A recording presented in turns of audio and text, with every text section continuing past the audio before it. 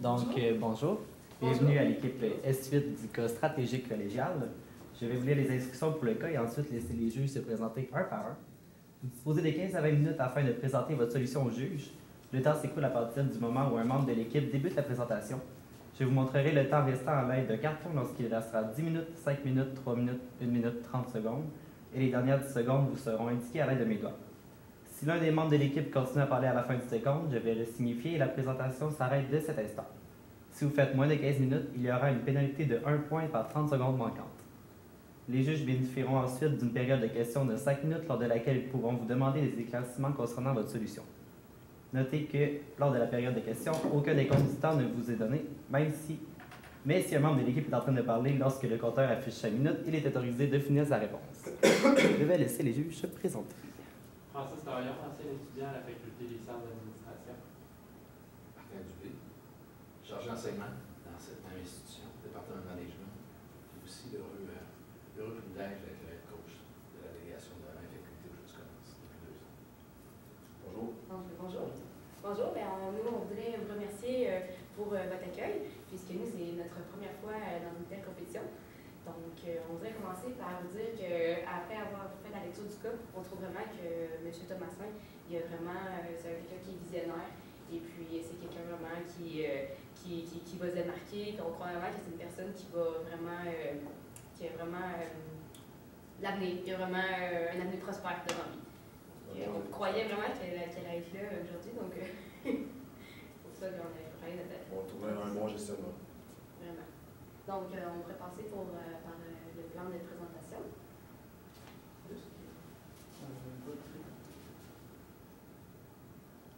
Et flèche du clavier. Bon, pour le plan de la présentation, on va d'abord débuter par un FFOM, force, faiblesse, opportunité, menace de l'entreprise. On va suivre par un mandat, les solutions à celui-ci, les problématiques principales dans le cas, et une courte conclusion. Donc, premièrement, pour les forces, nous, ce qu'on a trouvé assez intéressant, c'était la rénovation intérieure qui avait été réalisée en 2014. Ça a vraiment amené un point positif à tant des personnes qui sont fréquemment font leur achat au Provigo de M. Thomasin. Donc, on a trouvé que c'était vraiment rafraîchissant, c'était nouveau, c'était beau. Ensuite, les heures d'ouverture qui se démarquent quand même relativement un peu à la concurrence, c'est que c'est ouvert de 8 h le matin à 23 h le soir, ce qui en fait une excellente force. C'est possible d'y accéder au courant de toute la journée et toute la soirée. Ensuite, les promotions, la notoriété de marque est offerte par Provigo. Ce qui est plaisant pour l'entreprise en général, c'est que la promotion est faite tout ensemble, coopérative. Et il y a un site internet aussi pour tout l'ensemble des Provigo. Ensuite, la variété des produits. Il y a une très, très grande variété de produits relativement semblables à leurs concurrents, mais quand même sensiblement une bonne remarque. Ensuite, la fidélisation par rapport au point de fidélisation, la carte de crédit Mastercard et ainsi de suite. On va en parler plus tard. Maintenant, pour ce qui est des faiblesses, c'est sûr que la rénovation extérieure n'a pas été faite depuis 2002. Donc on trouve que c'est une faiblesse, puisque ça l'attire peut-être moins la clientèle. C'est toujours beau d'arriver dans un édifice propre, qui est neuf, ça l'attire le public. Est-ce que je vais rajouter? Mais aussi, un peu plus tard, on va voir que dans les problématiques, ça cause. En fait, c'est un problème dû aux frais de maintenance ainsi qu'au manque d'isolation, le temps extérieur et tout. On va voir tantôt. Le manque d'entreposage, on s'entend qu'il est vraiment petit comparativement au magasin. La proportion n'est pas bonne. Théoriquement, si on a tant d'espace dans la maison, c'est supposé avoir tant d'espace dans l'entreposage. Parce qu'il faut aussi avoir la plupart de nos produits en stock. Dans le cas de marquer les principaux produits, c'est de la bière. On s'entend que la bière, oui, ça peut se vendre, mais ça serait toujours important d'avoir plusieurs produits de nourriture comme des nourritures sèches. Le stationnement, qui est aussi un problème qu'on va en venir tantôt, il est petit et puis les personnes qui stationnent là, ce n'est pas toujours les clients. Puis les frais de maintenance, on va en revenir tantôt, mais ça fait partie des faiblesses. Pour les opportunités, la seule opportunité qu'on a réussi à trouver dans notre cas, c'est vraiment le bon positionnement géographique.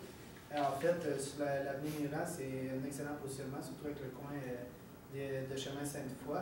C'est près du cégep Garneau, du cégep Sainte-Foy, ainsi que l'Université Laval. Donc, il y a vraiment un gros bassin de population dans cette région-ci. Ouais, maintenant, pour ce qui est des menaces, le marché non traditionnel, il augmente de 12%, il a augmenté de 12% des ventes. Ça consiste en Costco, Walmart, Dollarama, les grandes surfaces.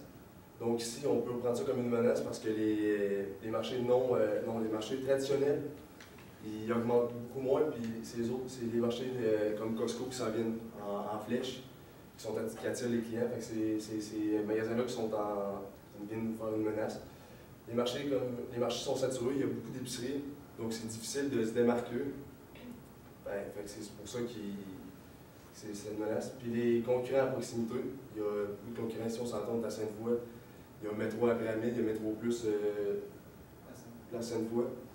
Puis c'est ça, il faut vraiment, ce serait important pour Provigo trouver des produits qui viendraient se démarquer, comme démarquer dans le cas, trouver des solutions. Ça, puisque c'est un marché, puis on parlait des Costco qui sont vraiment en augmentation, c'est beaucoup au Costco, puisque les gens vont vraiment acheter là-bas par rapport à la grosseur qu'on a, par rapport au format économique et par rapport au fait que c'est bonne qualité-prix. Donc c'est ça qui vient. Donc c'est ça, exemple, si on. Mal aux épiceries comme Provigo. C'est ça, par exemple, les marchés saturés, on vu qu'il y en a beaucoup, on pourrait, par exemple, offrir des formats plus économiques un peu, fait que ça viendrait comme, pas copier Costco, mais venir dans un même objectif que Costco. Fait on se démarquait par exemple, Métro Plus, qui est une unité d'épicerie, on peut dire, dépannage. Donc, ça serait peut-être bon d'offrir des formats économiques, on viendrait plus comme imiter les marchés non traditionnels. Ça serait comme une manière de se démarquer dans les marchés traditionnels. Ça, on va revenir tout à l'heure. Donc, du mandat, premièrement, le mandat que M. Thomasin voulait qu'on réalise, il voulait qu'on trouve des solutions. Premièrement, d'optimisation, de croissance, et bien sûr, qui va accroître ses ventes. Et aussi, on va donner des nouvelles solutions pour lui. Par la suite, aussi, il voulait qu'on trouve des solutions par rapport à ces 3 problématiques qu'on va voir tout de suite maintenant. Donc, la première problématique, excusez-moi, pardon. Je vais parler des solutions d'optimisation et de croissance. Donc, premièrement, M. Thomasin, on a vraiment trouvé qu'il était visionnaire et qu'il était vraiment axé sur les étudiants et on voit vraiment qu'il aime les étudiants, qu'il va donner des commandites et tout ça, c'est très bien. C'est une bonne façon d'aller chercher la clientèle ciblée, puisque c'est une clientèle qui est vraiment présente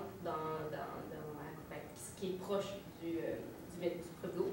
Et puis, le fait aussi qu'il fait des rabais de 10% vers les étudiants, ça aussi, ça va vraiment attirer sa clientèle cible.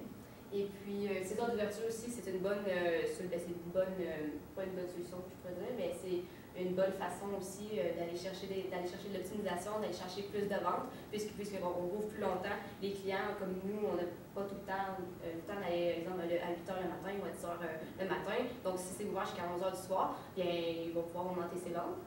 Et puis, les cartes de fidélisation. Bien sûr, pour les heures d'ouverture, on s'entend que pour un étudiant, c'est facile, c'est 7 jours, 8 à 11. Donc, ils ne se compliquent pas la vie, fait que c'est très bon. Oui, c'est ça. Et puis, les cartes de fidélisation, c'est sûr que ça aussi, ça vient faire vraiment une augmentation des ventes, puisque les gens vont dire, j'ai une carte, une carte Mastercard, choix du président, je vais aller chez Provigo, puisque ça va me ramasser des points par la suite, je vais avoir des récompenses. Donc ça aussi, c'était une bonne solution qui a été émise par M. Thomasin et bien sûr la maison mère Provigo. Mais par contre, on aurait quelques solutions pour eux pour faciliter son optimisation et son accroissement.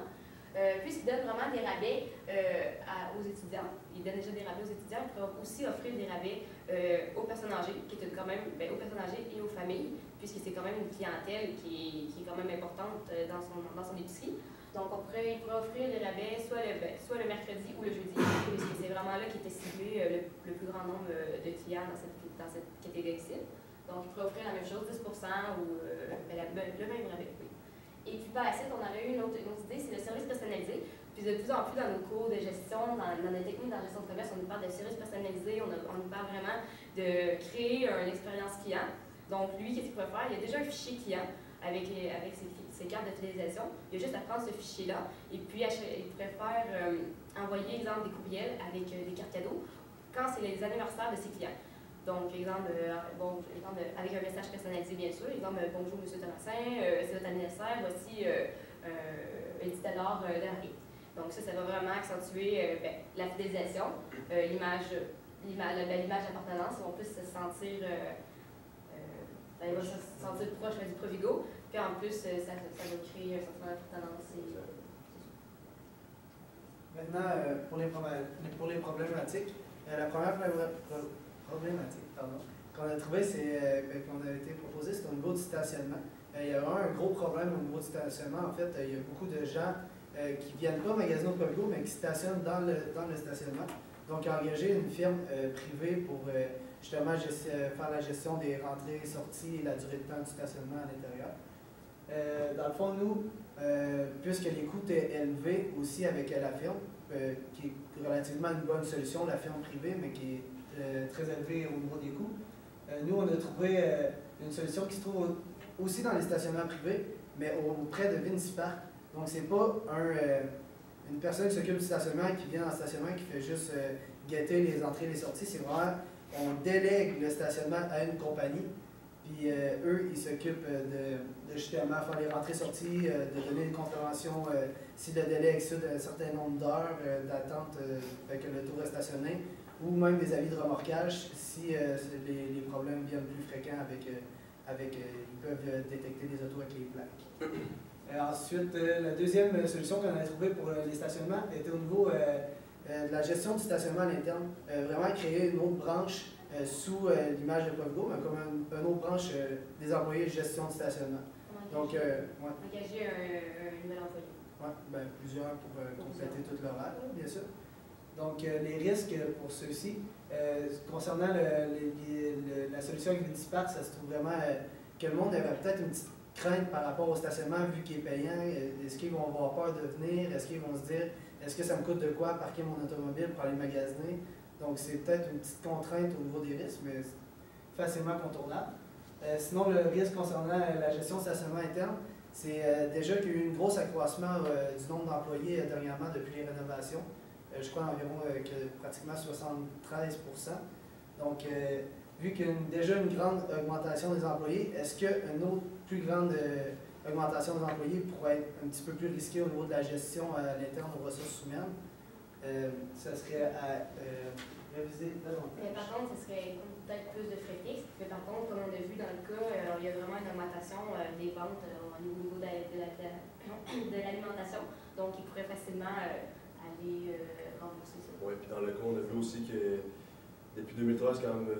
Thomasin était rentré, il y a eu une augmentation de 22 employés, ce qui fait 73% de plus. Donc, je ne vois pas pourquoi il serait pas d'en engager un peu d'autres pour s'occuper du stationnement.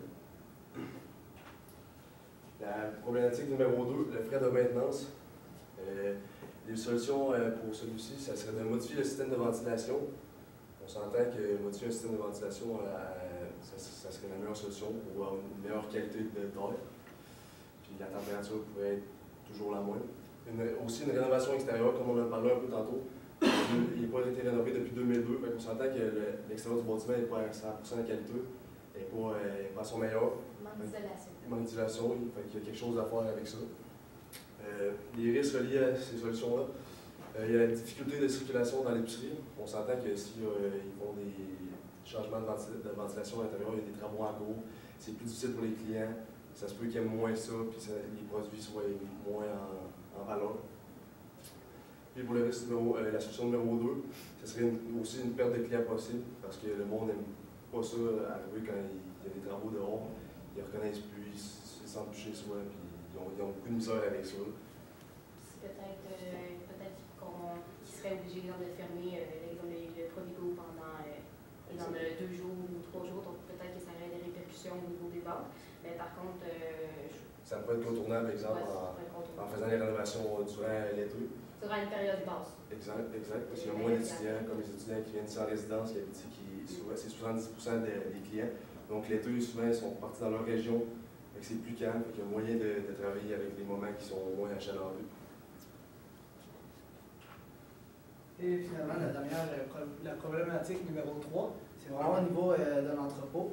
Nous, on a trouvé deux solutions, soit une à court terme et une à long terme. Pour celle à court terme, ça serait vraiment une stratégie qui est quand même sensiblement fréquente au niveau des épiceries.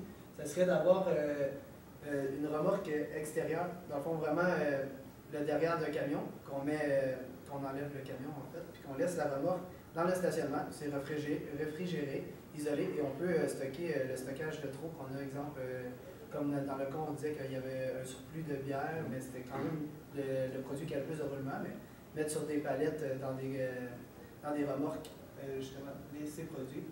Sinon, à long terme, ce qui pourrait être efficace, ça serait vraiment, exemple, en même temps qu'on referait l'extérieur pour faire une meilleure isolation et tout, pourquoi pas faire un 2 pour 1, puis faire un agrandissement de l'entrepôt, soit du côté sud, dans le fond, face à l'église, ce qui fera en sorte qu'il y a déjà une place plus ou moins vraiment pas utilisée. Donc, il y aurait vraiment possibilité de faire un agrandissement pratiquement de la moitié de la largeur de l'entrepôt déjà existant. Donc, ce qui pourrait être une bonne façon d'optimiser l'espace qui, selon moi, perd en ce moment. Puisque c'est un espace qui sert pas à grand-chose en ce moment. Donc, ici, il agrandirait au niveau du sud, ben, ça permettrait une optimisation. Donc, pour les risques, en lien avec la solution à court terme, ce serait vraiment que oui, à court terme, justement, ça règle le problème. On peut utiliser cette méthode ici durant un temps indéterminé, mais à long terme, ça ne règle pas vraiment le problème en général. Mais ça pourrait être une bonne solution. La seule contrainte qu'on aurait trouvée quand même assez risquée, c'est comment les employés vont aller chercher les stocks dans la remorque. Ça serait peut-être un peu compliqué de juste simplement aller dans l'entrepôt, mais déjà, la solution, c'est de l'alimenter. Peut-être au niveau de nos saisons hivernales. Oui, ça aussi. Puisqu'on sait que, par exemple, si on laisse des bières trop longtemps à l'extérieur, ben, ils vont geler, ils vont faire de la condensation, ça va faire de la sludge. C'est ça, par exemple, on peut mettre le surgelé, par exemple. Ouais. Il y a d'autres produits. Faire un alternance de produits. Pour les risques de la solution à long terme, ça se trouve vraiment qu'il peut avoir des coûts vraiment relativement élevés à l'agrandissement d'une entreprise. Et aussi, il peut avoir une perte de clients, vu qu'on fait des constructions à l'extérieur, le monde sont peut-être moins attirés par une compagnie en construction et croient peut-être que c'est fermé. Donc, en conclusion, là, on va. Donc, pour qu'est-ce qui est du Provigo, ça fait longtemps qu'ils sont situés à la même position, c'est depuis 1996. Donc, il faut vraiment qu'ils gardent cette position-là, puis c'est vraiment au niveau de la clientèle. Puis je pense que la clientèle, ça fait longtemps qu'elle va là, ça fait longtemps qu'elle est habituée à aller là. Donc, c'est vraiment quelque chose qu'il faudrait garder. Donc, pas de changer la position. Et puis, si on ferait un petit résumé de nos solutions, vraiment. On trouve que M. Thomasin a vraiment eu des très bonnes solutions. Par exemple, il a innové, il s'est démarqué. Mais par contre, au niveau, comme par exemple des problématiques, par exemple le parking ou les frais de maintenance, ils devraient vraiment revoir les solutions. Nous croyons que nos solutions sont vraiment axées et quand même peu coûteuses, je dirais, qui pourraient vraiment rentabiliser au niveau à long terme. Donc, Puis on voit aussi que Provigo a beaucoup de force comparativement à des problèmes, des menaces. Ouais, on pense que ça serait vraiment facile théoriquement d'avancer encore plus, comme on le voit depuis 2003, M. Thomasin a réussi à faire des choses exceptionnelles, puis on pense que ça peut aller de l'avant encore facilement. Donc, en plus d'avoir réussi à augmenter depuis 2013 déjà ses chiffres d'affaires, on croit qu'il y a vraiment une possibilité d'affaires très impressionnante à long terme. Et on croit qu'avec les solutions de SMS démarcation, il y a vraiment la possibilité d'optimiser le plus possible les avantages et les solutions qu'on leur propose. Merci de nous avoir écoutés. merci. Merci à vous. Moi, je veux juste savoir, pour vos problématiques, vous nous proposez deux pistes de solutions. Et comme là, mettons, pour le stationnement, si vous revenez au stationnement, est-ce qu'on fait les deux ou on fait la première? C'est quoi le mieux là, pour nous? Là? On veut avoir la solution, on fait quoi? On fait-tu le stationnement privé ou on le gère à l'interne? Ben, en fait, vraiment solution, vous donnez peut-être C'était deux choix, dans le fond. un genre de deux choix un Et peu. si tu as à choisir, si vous avez à choisir, Moi, je là, crois que je choisirais Vinci Park. qui est parfait. Pour le deuxième, la problématique 2, si vous avez à choisir, vous choisissez. Rénover l'extérieur. Parce que ça donnerait. Parce que ça nous aide, ça comme rénover l'extérieur nous donnerait l'opportunité plus facile, si on veut dire, que tant qu'il y a déjà en construction, faire l'aménagement, l'agrandissement. Qui est parfait. Pour la 3, vous choisissez. C'est ça l'agrandissement. L'agrandissement de la photo. Désolé, Parfait. c'était peut-être. Non, c'est bon. Ok. Vous êtes sûr. Fait qu'on peut comme aussi régler la LC la 2 avec l'autre. Avec la troisième. Ok. Comment régler La les deux trois en même ensemble. temps. OK. Si on fait les rénovations extérieures, en même temps, on pourrait agrandir vers le sud puis faire l'entreposage. OK, parfait. Puis si on fait ces trois-là, vous croyez qu'au niveau du budget, ça va coûter comment à peu près? C'est sûr que pour les termes de construction, c'est un peu difficile de faire l'estimation. Mais est-ce qu'on parle de 4-0, 5-0 après le. Parles-tu de 10 000, 100 000? Plus dans les sommes. Moi, je pense que ouais. C'est quand même un très grand commerce, ça, pour Vigo, là. Faire un agrandissement. C'est sûr qu'il y a quelque chose à faire, comme par exemple garder la C'est fleur. le plus cher de la job, ce serait de la construction. Puis pour le stationnement, les coûts reliés à ça, ça serait vraiment voir comment ça fonctionne avec Vinci Park. Est-ce qu'eux deviennent propriétaires du stationnement ou on fait simplement leur louer parce qu'eux, ils font un certain revenu avec ça, si on veut dire, vu qu'ils donnent des contraventions aux personnes qui se parquent là, puis exemple, ils vont à l'université, mais à coût de 25 $ la contravention, eux autres, ils font un certain profit aussi. Donc, ça serait vraiment de savoir comment ça fonctionne, entamer les démarches de léguer le stationnement à Vinci Park pour savoir les coûts. Problématique 1, problématique 2, problématique 3, est-ce que la façon que vous les avez présentées, ça correspond également à votre priorisation, notre hypothèse ou notre gestion de budget? Est-ce qu'on fait plus, on répond plus à la 1, à la 2, à la 3? Ou c'est plus l'entrepôt, maintenance en deuxième, stationnement? Je voulais savoir s'il y a une correspondance au niveau de la priorisation de vos propositions, parce que dans l'hypothèse où on a un budget limité cette année, on commence par quelle application par rapport aux problématiques? Bon,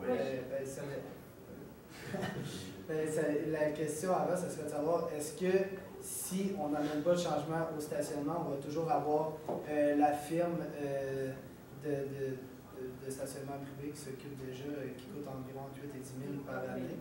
Donc, est-ce qu'on la conserve ou on ne la conserve pas? Parce que si on la conserve, moi je crois qu'on devrait aller avec la problématique numéro 2, qui pourrait avoir la répercussion sur la numéro 3. Parce que notre idée principale, c'est vraiment de faire les deux en même temps. Que, si on défait les murs pour faire l'isolation, faire une nouvelle extérieure, ben, je crois que ça serait vraiment un plus et vraiment sauver beaucoup de coûts tant qu'à agrandir directement l'aménagement pour l'entreprise. Ça serait de moins comment dire, l'exemple de niaisage pour les clients. L'exemple, il y aurait une seule fois des constructions au lieu d'avoir une fois l'entrepôt, l'autre fois l'extérieur. Tout en même temps, une fois c'est fait, c'est fini. Là, M. Thomasin n'est pas avec nous, mais il s'excuse. Vous autres, là, qu'est-ce qui est le plus important pour M. Thomasin au cours des prochains mois? Les prochains mois? Oui. Tu sais, là j'ai pas les questions d'argent. C'est pour un client, puis en vertu des éléments qui vous sont confiés comme des éléments problématiques, si on veut améliorer le processus à l'interne, par quelle action vous commencez sur le gouvernement? Quelle problématique, en fait? Moi, je dirais par l'entreposage. On s'entend si on veut répondre à des clients, c'est les produits qu'on cherche. Il faut tout le temps avoir les produits en stock. Tout le temps, il faut pas avoir un manque de produits. Aussi au niveau de la maintenance, parce qu'on disait que les frigos, ils font de la condensation. Puis ça fait qu'il faut tout le temps qu'ils nettoient. Puis ça, le temps comment je pense ça? Ça prend tout le temps des employés qui tassent les frigos, qui enlèvent les produits, qui nettoient, qui remettent les produits, qui leur placent. C'est du temps perdu, c'est de l'argent payé dans le vide, si je pourrais dire. Donc vraiment, c'est exemple, on ferait de l'agrandissement, puis on répondrait à l'entreposage pour maintenance. Moi, je pense que ce serait les deux qu'on devrait plus se concentrer, puisque je vois ça. Au niveau, tu sais, vous parlez au niveau de l'interne. Moi, je crois que au niveau de l'interne, ben, ça serait mieux pour les employés.